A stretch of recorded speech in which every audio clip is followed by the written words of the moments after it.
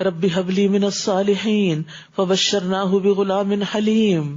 اب چونکہ انہوں نے اپنا پچھلا سارا کنبہ قبیلہ چھوڑ دیا تھا، رب کی خاطر ہجرت کر کے نکل آئے تھے، تو رب سے دعا کی کہ اے میرے رب مجھے ایک صالح بیٹا عطا کر. چنانچہ ہم نے انہیں ایک بردبار بیٹے کی بشارت دی. بہترین طریقے سے کمپنسیشن ہوئی. اشارہ ہے اسماعیل علیہ السلام کی طرف. پھر جب وہ بیٹا ان کے ہمراہ دوڑ دھوپ کرنے کی عمر کو پہنچ گیا تو ایک دن ابراہیم نے کہا، بیٹے میں نے خواب میں دیکھا ہے کہ میں تمہیں ذبح کر رہا ہوں، اب بتاؤ تمہاری کیا رائے ہے؟ بیٹے نے جواب دیا، ابا جان وہی کچھ کیجئے جو آپ کو حکم ہوا ہے، آپ انشاءاللہ مجھے صبر کرنے والا ہی پائیں گے. تو یہاں ابراہیم علیہ السلام نے اپنے بیٹے سے مشورہ کیا، اس لیے نہیں کہ اس کی رائے کی طرف رجوع کرے، بلکہ دیکھنا یہ چاہتے تھے کہ اس کا کیا نقطہ نظر ہے، اور اس لیے بھی کہ وہ مینٹلی تیار ہو جائے، اپنے دل کو وہ بھی مضبوط کر لیں اور والد بھی مضبوط کر لیں اور اپنے نفس کو صبر پر آمادہ کر لیں. تو اسماعیل علیہ السلام نے ان کو بہت ہی خوبصورت جواب دیا، اور اسی وجہ سے آپ دیکھتے ہیں کہ اسماعیل علیہ السلام کی بھی بڑی فضیلت ہے. یعنی اسماعیل علیہ السلام نے جب اپنے والد کو آگاہ کیا کہ وہ اپنے نفس کو صبر کے لیے تیار کریں گے، اور پھر یہ ہے کہ اللہ نے چاہا، اللہ کی مشیت کے ساتھ اس کو ملا دیا، اور پھر اسماعیل علیہ السلام کو پیشانی کے بل لٹایا گیا تو اس وقت انہوں نے سفید رنگ کی قمیص پہن رکھی تھی. وہ کہنے لگے، ابا جان اس کے علاوہ تو میرے کوئی کپڑے نہیں کہ آپ جس میں مجھے کفن دیں گے، اس لیے آپ انہی کپڑوں کو میرے جسم سے اتار لیں تاکہ بعد میں آپ مجھے اسی میں کفن دے سکیں. ابراہیم علیہ السلام نے ان کے کپڑے اتارنے کے لیے جو ہی ہاتھ آگے بڑھایا تو پیچھے سے کسی نے آواز لگائی، اے ابراہیم تم نے اپنا خواب سچ کر دکھایا. ابراہیم علیہ السلام نے پیچھے مڑ کے دیکھا تو وہ ایک سفید رنگ کا سینگوں والا اور بڑی بڑی آنکھوں والا دمبا کھڑا تھا. وَفَدَيْنَاهُ بِذِبْحٍ عَظِيمٍ فَلَمَّا أَسْلَمَا وَتَلَّهُ لِلْجَبِينِ. پھر جب وہ دونوں سر تسلیم خم کر گئے اور ابراہیم نے بیٹے کو پیشانی کے بل گرا دیا تو ہم نے اسے پکارا، ابراہیم تم نے خواب کو سچ کر دکھایا، ہم یقیناً نیکی کرنے والوں کو ایسا ہی صلہ دیا کرتے ہیں. بلا شبہ یہ ایک صریح آزمائش تھی، اور ہم نے ایک بڑی قربانی بطور فدیہ دے کر اس بیٹے کو چھڑا لیا اور پچھلے لوگوں میں اس کا ذکر خیر چھوڑ دیا. یعنی ابراہیم علیہ السلام نے دعا کی تھی نا، وَجْعَلْ لِي لِسَانَ صِدْقٍ فِي الْآخِرِينَ، کہ بعد میں آنے والوں میں میری سچی ناموری رکھ. تو اللہ تعالیٰ نے ان کے لیے بعد کے لوگوں کے اندر ایک خاص محبت پیدا کر دی، ان کی تعریف پیدا کر دی. لیکن اس کے برعکس جن لوگوں کے ساتھ انبیاء کا مقابلہ رہا، جیسے فرعون ہے، حامان ہے، قارون ہے، یا پھر نمرود ہے جس کے ساتھ ابراہیم علیہ السلام کا مناظرہ ہوا تھا، تو ان کے لیے کیا ہے؟ بری زبان ہے، یعنی سب ان کو برا بھلا کہتے ہیں. تو یاد رکھیے کسی کی اچھی شہرت جو ہے یہ بھی اللہ تعالیٰ کا ایک انعام ہوتا ہے، اور یہ انسان زبردستی اپنی نہیں بنا سکتا، یہ اللہ ہی کرتا ہے. رسول اللہ صلی اللہ علیہ وسلم نے فرمایا، جب اللہ کسی بندے کے ساتھ بھلائی کا ارادہ کرتا ہے تو اسے لوگوں میں نیک شہرت بنا دیتا ہے. تو کسی نے کہا نیک شہرت کیسے عطا کرتا ہے؟ آپ نے فرمایا وہ اس طرح کہ اس کے لیے اس کی موت سے پہلے نیک عمل کرنا آسان کر دیتا ہے، حتیٰ کہ اس کے آس پاس والے اس سے خوش ہو جاتے ہیں، یعنی سارے لوگ اس سے خوش ہو جاتے ہیں. یعنی یہ اللہ کا بہت بڑا انعام اور فضل ہوتا ہے کہ اللہ تعالیٰ کسی کو مرنے سے پہلے یہ نہیں ایک دو دن سے بات نہیں بنتی، وہ بھی ہوتی ہے جب انسان آخر وقت میں کوئی اچھا کام کرتے ہوئے جائے، مثلاً کوئی جمعے کے دن فوت ہو جاتا ہے یا رمضان پہ فوت ہو جاتا ہے یا شب قدر میں فوت ہو جاتا ہے، تو لوگ بہرحال اس کی تعریف کرتے کہ پتہ نہیں اس کی کون سی نیکی تھی جو اس کے کام آ گئی کہ اللہ نے اس کو اتنی اچھی موت دی، کوئی شہادت کی موت ہو کسی کی، اور اسی طرح. اور پھر یہ بھی یاد رکھیے کہ ہر انسان کی آسمان اور زمین میں ایک مخصوص شہرت ہوتی، ہر انسان اپنے اعمال کے ساتھ پہچانا جاتا ہے، اور اس کو آپ بڑی اچھی طرح محسوس کر سکتے ہیں. جتنے بھی بندے آپ کو یاد ہیں نا، جتنے بھی لوگ آپ کے رشتے دار، بچے، سب، ہر ایک کے بارے میں اگر آپ امیجن کریں تو ان کا نام آتے ہی، ان کی بات ہوتے ہی آپ کے سامنے کوئی چیز آ جائے گی، یا اچھی آئے گی یا اچھی نہیں آئے گی. تو وہ کیا امیج آتا ہے آپ کے دل میں کسی کے بارے میں؟ کیا اس کی کوئی نیکی آتی ہے، یا اس کی کوئی برائی آتی ہے، یا اس کی کوئی بدمزاجی آتی ہے، یا اس نے جو آپ کو کوئی دکھ دیا ہو، یا کوئی آپ سے لڑائی جھگڑا کیا ہو، یا آپ کے سامنے کوئی بری حرکتیں کی ہوں؟ تو ہم سب کو بھی سوچنا چاہیے کہ ہم اپنے کیا آثار چھوڑ رہے ہیں، کیا اثرات چھوڑ رہے ہیں، اور ہمارا نام سنتے ہی کیا چیز ڈومیننٹ ہوتی ہے، لوگوں کے ذہن میں کیا امیج آتا ہے.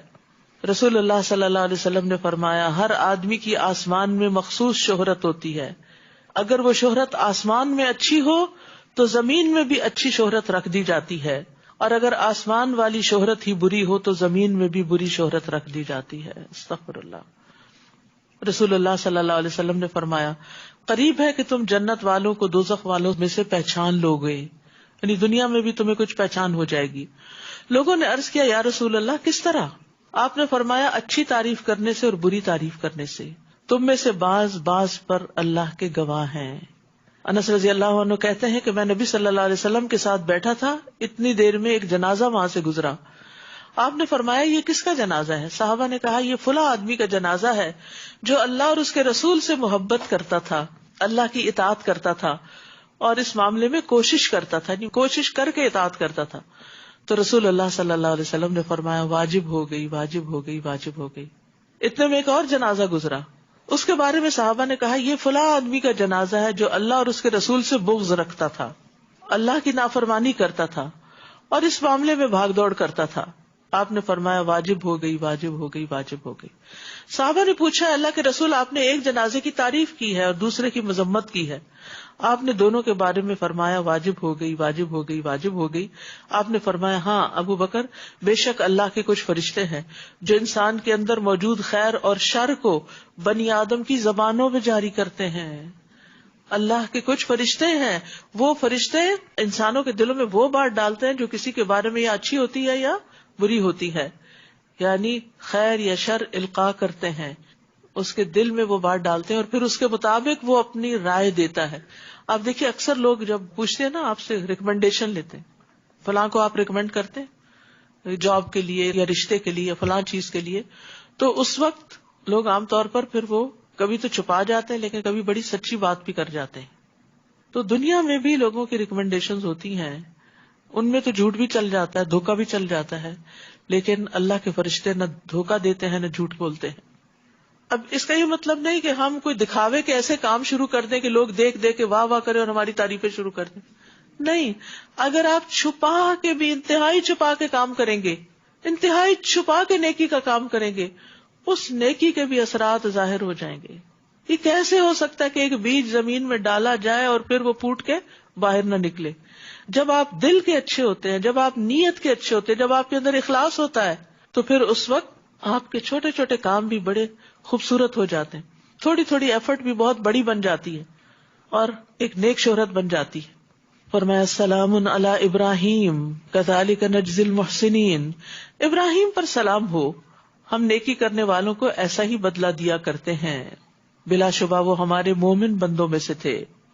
وبشرناہ باسحاق نبیا من الصالحین، اور ہم نے ابراہیم کو اسحاق کی بشارت دی جو صالح لوگوں میں سے نبی ہوگا، اور ہم نے ابراہیم اور اسحاق دونوں پر برکت نازل کی، اور ان دونوں کی نسل میں کچھ تو نیک لوگ ہوئے اور کچھ اپنے آپ پر صریح ظلم کرنے والے تھے.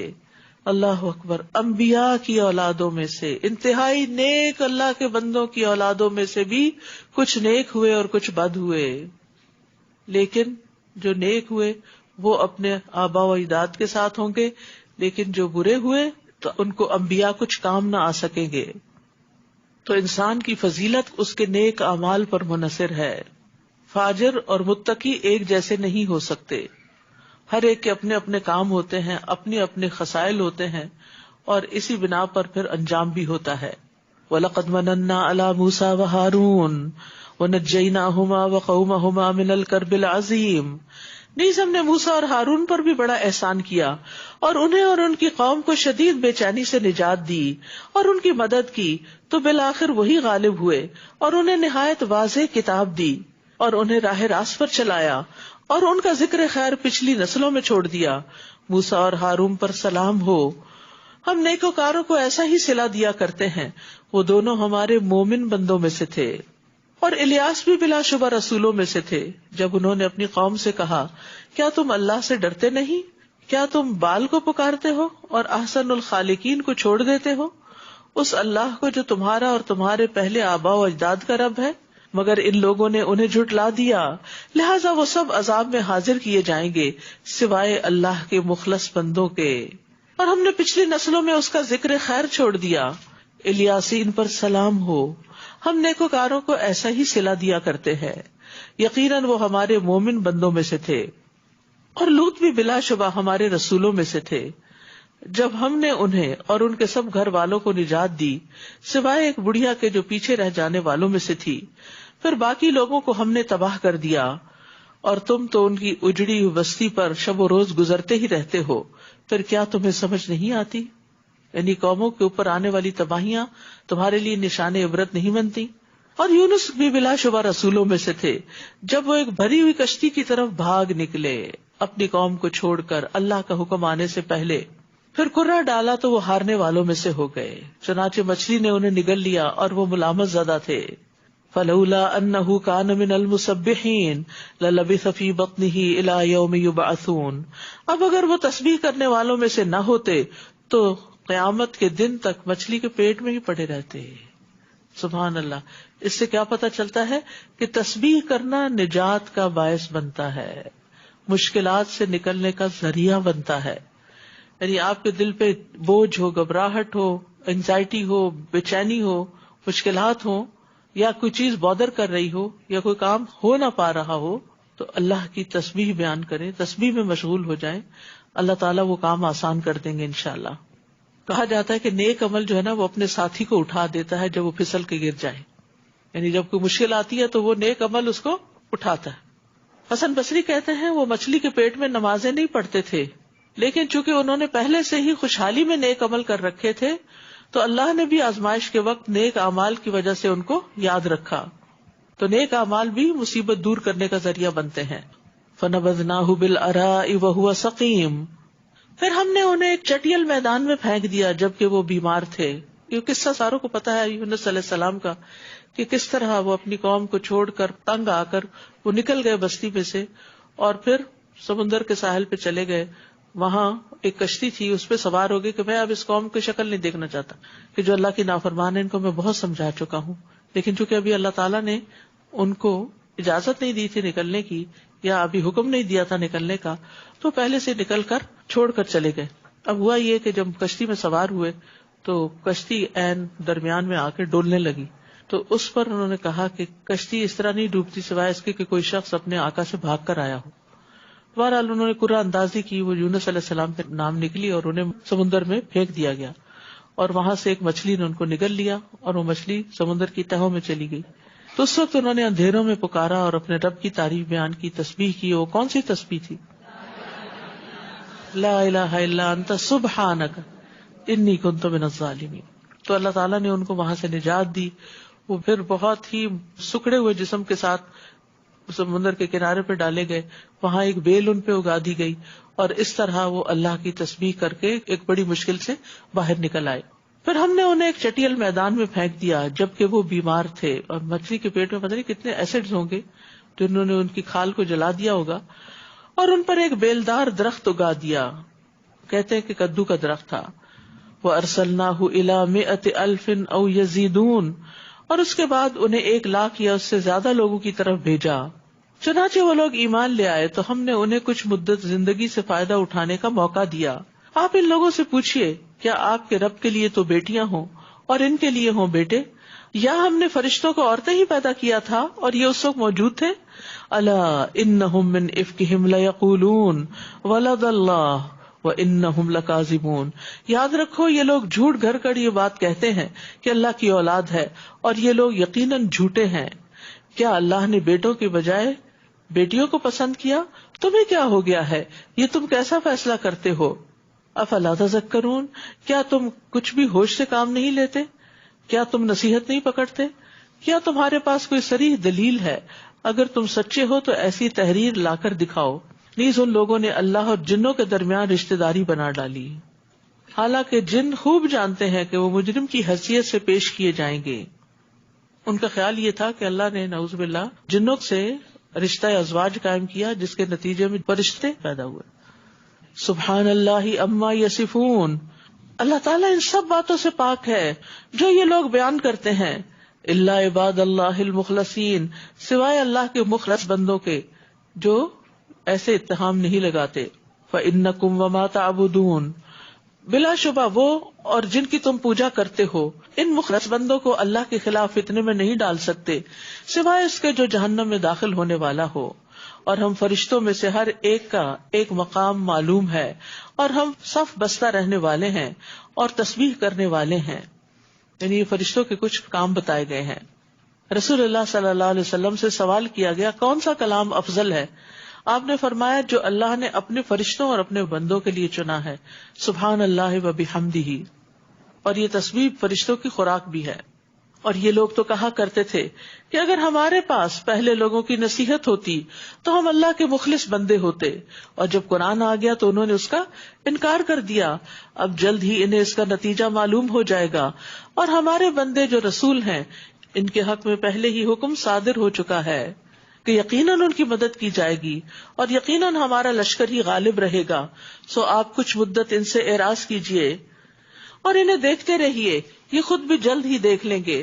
کیا یہ ہمارے عذاب کے لیے جلدی مچا رہے ہیں؟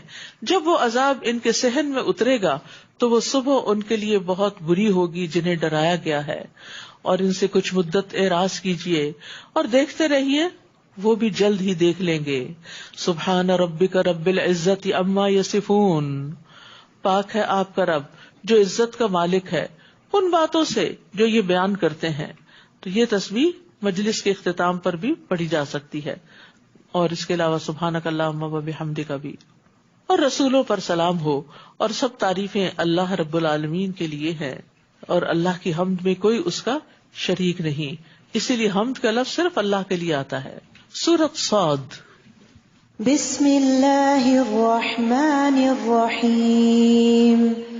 صاد والقرآن ذی الذکر بل الذین کفروا فی عزة وشقاق کم اہلکنا من قبلہم من قرن فنادوا ولا تحین مناص وعجبوا ان جاءهم منذر منهم وقال الكافرون هذا ساحر كذاب أجعل الآلهة إلها واحدا إن هذا لشيء عجاب. بسم اللہ الرحمن الرحیم. صاد والقرآن ذی الذکر. صاد، قسم ہے قرآن کی جو سراسر نصیحت ہے، بلکہ یہ کافر ہی تکبر اور مخالفت میں پڑے ہوئے ہیں. کم اہلکنا من قبلہم من قرن فنادوا ولا تحین مناص. ان سے پہلے ہم کئی قومیں ہلاک کر چکے ہیں، عذاب کے وقت انہوں نے چیخو پکار شروع کر دی، تب بچ نکلنے کا وقت نہ رہا. اور وہ اس بات پر متعجب ہیں کہ انہی میں سے ایک ڈرانے والا ان کے پاس آیا ہے. اور کافر کہنے لگے یہ تو جادوگر ہے بڑا جھوٹا، اس نے تو سب الہوں کو ایک ہی الہ بنا ڈالا ہے، یہ کیسی عجیب بات ہے. اور ان کے سردار چل کھڑے ہوئے اور کہنے لگے چلو اور اپنے الہوں کی عبادت پر ڈٹے رہو، یہ بات تو کسی اور ہی ارادے سے کہی جا رہی ہے جو ہم نے آخری ملت میں بھی نہیں سنی. یہ تو بس ایک من گھڑت بات ہے. کیا ہم میں سے یہی ایک شخص رہ گیا تھا جس پر ذکر نازل کیا گیا؟ بلکہ وہ میرے ذکر کے بارے میں ہی شک میں پڑے ہیں، اور یہ اس لیے ہے کہ انہوں نے ابھی تک میرے عذاب کا مزہ نہیں چکھا. ام عندہم خزائن رحمت ربک العزیز الوہاب، یا ان کے پاس آپ کے رب کے رحمت کے خزانے ہیں جو ہر چیز پر غالب اور سب کو عطا کرنے والا ہے، یا یہ آسمانوں، زمین اور ان کے درمیان کی چیزوں کے مالک ہیں. اگر یہ بات ہے تو یہ رسیاں تان کر اوپر چڑھ جائیں. جندم ما ہنالک مہزوم من الاحزاب، یہ تو بڑے بڑے لشکروں میں سے ایک معمولی سا لشکر ہے جو اسی جگہ شکست کھا جائے گا. اہل مکہ کی طرف اشارہ ہے، مکی صورت ہے یہ. ان سے پہلے قوم نوح، عاد اور میخ والا فرعون جھٹلا چکے ہیں. نیز سمود، قوم لوط اور اصحاب الایکہ بھی جھٹلا چکے. یہ واقعی بڑے لشکر تھے، یعنی بڑی طاقت تھی ان کے اندر دنیاوی اعتبار سے. ان سب نے رسولوں کو جھٹلایا تو ان پر میرا عذاب واقع ہو گیا. یہ لوگ بس ایک دھماکے کے منتظر ہیں جس میں کوئی وقفہ نہ ہوگا، اور کہتے ہیں اے ہمارے رب ہمیں ہمارا حصہ جلدی کر کے روز حساب سے پہلے ہی دے دے. استغفر اللہ. یعنی انسان رب سے خیر مانگے جب بھی مانگے، لیکن یہ ضد میں اتنے اڑے ہوئے تھے کہ دنیا میں عذاب مانگنے لگے. اصبر علی ما یقولون واذکر عبدنا داود ذی الایدی انہ اواب. نبی صلی اللہ علیہ وسلم کو تسلی دی جا رہی ہے، آپ ان کی باتوں پر صبر کیجئے اور ہمارے بندے داؤد کو یاد کیجئے علیہ السلام. بلا شبہ وہ صاحب قوت اور ہماری طرف رجوع کرنے والے تھے. یعنی قوت نے انہیں سرکش نہیں بنایا تھا بلکہ شکر گزار بنا دیا. ہر بات میں اللہ کی طرف رجوع کرتے، اپنے اوپر بھروسہ نہیں تھا. ہم نے پہاڑوں کو مسخر کر دیا تھا کہ وہ صبح و شام اس کے ساتھ مل کر تسبیح کرتے تھے. داؤد علیہ السلام کی آواز بڑی خوبصورت تھی، اس لیے ان کی قرات بہت خوبصورت تھی اور زبور کی قرات کو ان کے لیے بہت آسان کر دیا گیا تھا. چنانچہ وہ اپنی سواری پر زین کسنے کا حکم دیتے اور زین کسے جانے سے پہلے ہی پوری زبور پڑھ لیتے، اور وہ صرف اپنے ہاتھوں کی کمائی کھاتے تھے. یہ ان کی خاص خصوصیات ہیں. اور پرندوں کو بھی جو جمع ہو جاتے تھے وہ سب ان کی تسبیح کی طرف متوجہ ہو جاتے. سبحان اللہ. راتوں کو بھی عبادت کرتے اور دن کو بھی اللہ کی تسبیح کرتے، کیونکہ رات کو تو پرندے نہیں آتے نا، تو دن کو مخصوص اوقات میں جب کرتے ہوں گے تو کس طرح ہر چیز سمٹ جاتی تھی، ان کی طرف متوجہ ہو جاتی. اور ہم نے ان کی سلطنت کو مضبوط بنا دیا تھا. ہم نے انہیں حکمت عطا کی اور فیصلہ کن گفتگو کرنے کی صلاحیت عطا کی. وفصل الخطاب، یہ بھی بڑی خوبیوں میں سے خوبی ہے کہ انسان کے اندر فیصلہ کرنے کی صلاحیت ہو، ڈیسیژن پاور ہو، اور اس کے ساتھ ساتھ حکمت بھی ہو. تو اب آپ دیکھیے کہ داؤد علیہ السلام ہو یا سلیمان علیہ السلام، ان کے اندر دین اور دنیا کا بہترین امتزاج ملتا ہے، بہترین بیلنس ملتا ہے. دنیاوی اعتبار سے بھی وہ بہت زیادہ ایڈوانس تھے اور دین میں بھی وہ بہت آگے تھے.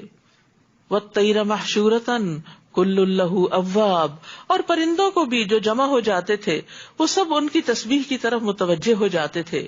اور ہم نے ان کی سلطنت کو مضبوط بنا دیا تھا. ہم نے انہیں حکمت عطا کی تھی اور فیصلہ کن گفتگو عطا کی تھی. بھلا آپ کے پاس ان مقدمہ والوں کی خبر پہنچی جو دیوار پھاند کر محراب میں جا پہنچے تھے؟ جب وہ داؤد کے پاس پہنچے تو وہ انہیں دیکھ کر گھبرا گئے.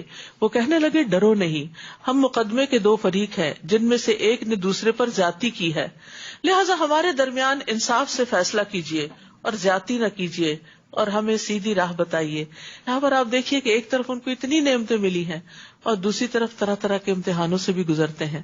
اب یہ بھی ایک امتحان تھا کہ بادشاہ کے گھر میں اچانک کوئی آ جائے اور وہ بھی دروازے سے نہیں دوسرے رستے سے، تو یہ ایک انہونی سی چیز تھی. یعنی جو چیز اچانک آ جاتی ہے وہ انسان کے لیے کتنی پریشان کن ہوتی ہے. تو بہرحال ان کو دیکھ کے جو ایک نیچرل سی فطری سی بات ہوتی ہے، انسان کے اندر ایک خوف کی لہر دوڑ جاتی. آپ اگر اچانک اپنے گھر میں کسی کو دروازہ کھولتے ہوئے دیکھ لیں تو آپ کی کیفیت کیا ہوگی؟ تو یہاں بھی کچھ ایسا ہی ہوا. جب وہ داؤد کے پاس آ پہنچے تو وہ انہیں دیکھ کر گھبرا گئے کہ پتہ نہیں کسی بری نیت سے آئے ہیں یہ. وہ کہنے لگے ڈرو نہیں، ہم مقدمہ کے دو فریق ہیں جن میں سے ایک نے دوسرے پر زیادتی کی ہے، لہٰذا ہمارے درمیان انصاف سے فیصلہ کیجیے اور زیادتی نہ کیجیے اور ہمیں سیدھی راہ بتائیے. یہ میرا بھائی ہے، اس کے پاس 99 دمبیاں ہیں اور میرے پاس صرف ایک ہی دمبی ہے. اب یہ کہتا ہے وہ بھی مجھے دے دو، اور گفتگو میں بھی اس نے مجھے دبا لیا ہے. داؤد علیہ السلام نے جواب دیا کہ اس شخص نے تیری دمبی کو اپنی دمبیوں میں ملانے کے لیے اس کا سوال کر کے تجھ پر ظلم کیا ہے، اور اکثر شریک ایک دوسرے پر زیادتی کرتے ہی رہتے ہیں سوائے ان لوگوں کے جو ایمان لائے اور انہوں نے نیک عمل کیے، اور ایسے لوگ تھوڑے ہی ہیں. اب داؤد کو خیال آیا کہ اس مقدمے سے دراصل ہم نے اس کی آزمائش کی ہے. چنانچہ انہوں نے اپنے رب سے معافی مانگی اور رکوع میں گر گئے اور اس کی طرف رجوع کر لیا. یہ ہوتے ہیں نیک بندے. یعنی داؤد علیہ السلام کی زندگی میں کوئی ایسی چیز تھی کہ جس کی طرف ان کی شاید توجہ نہیں تھی، تو اللہ تعالیٰ نے ان کے سامنے ایک ایسا مقدمہ لا کھڑا کیا کہ جس کو دیکھ کے انہیں اپنی بات یاد آ گئی اور پھر انہوں نے توبہ کر لی. یاد رکھیے ہدایت دو طرح کی ہوتی ہے. ایک تو ہدایت کتابی ہوتی ہے جو ہمیں کتابوں سے، قرآن سے، سنت سے علم حاصل کر کے پتہ چلتی، اور دوسری ہدایت جو ہوتی ہے وہ بیانی ہوتی ہے. بیانی ہدایت یہ ہے کہ اللہ تعالیٰ آپ کو مختلف واقعات، حادثات، تجربات سے سکھاتے ہیں. کوئی چیز آپ سوچتے ہیں اور وہ ہو جاتی ہے تو آپ سوچتے ہیں کہ مجھے ایسا سوچنا ہی نہیں چاہیے اور صرف اچھا سوچنا چاہیے. اچھی بات ہے، لیکن بہت دفعہ ایسا ہوتا ہے کہ انسان کچھ چیزیں نہیں بھی چاہتا تو وہ ہو جاتی ہیں. اور کبھی ایسا ہوتا ہے کہ انسان جب غور و فکر کرنے لگتا ہے تو اس کے نقطے میں لا لیتا ہے کہ یہ میری زندگی میں بات اس لیے پیش آئی ہے. کبھی انسان ماں باپ کی نافرمانی کرتا ہے تو وہ اپنی اولاد میں نافرمانی دیکھتا ہے, تو اس وقت جس کا دل صاف ہوتا ہے نا, اس کو سمجھ آ جاتی کہ یہی رویہ میں نے فلاں وقت اپنے پیرنٹس کے ساتھ کیا تھا.